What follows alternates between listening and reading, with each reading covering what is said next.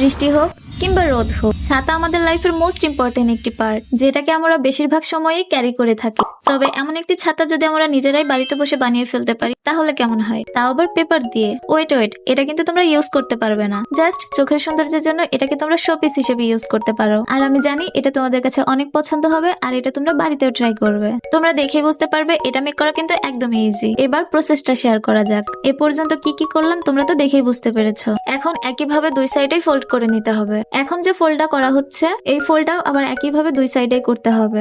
দেখো আমি যেমনটা দেখাচ্ছি একদম সেম প্রসেসে। এবার আবার এরকম ফোল্ড করতে হবে, আর এই ফোল্ডটা এই পেপারের চারটা দিকেই হবে। দেখো তোমরা দেখলেই বুঝতে পারবে।